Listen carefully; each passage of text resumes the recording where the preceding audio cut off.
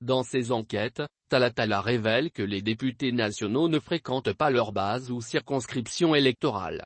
Plusieurs élus passent les vacances parlementaires loin de la réalité de leurs électeurs.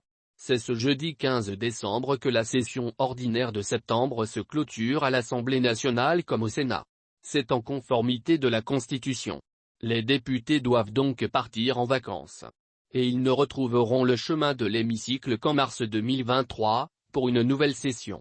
C'est dans ce contexte que Talatala, une structure de GEC qui s'occupe des activités parlementaires et du gouvernement en RDC, a publié ses enquêtes sur les précédentes vacances parlementaires des députés nationaux.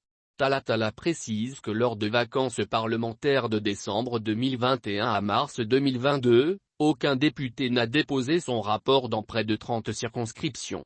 À la même période il y a un an, plusieurs circonscriptions électorales demeurent orphelines de leurs élus.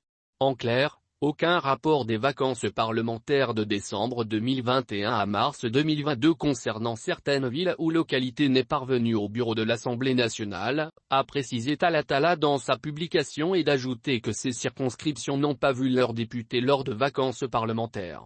Selon le rapport synthèse de la commission spéciale de l'Assemblée nationale, il y a eu réception de 327 rapports des vacances parlementaires.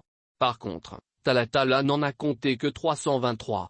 Autrement dit, 35,1% des députés n'ont pas déposé leur rapport des vacances parlementaires de décembre 2021 à mars 2022.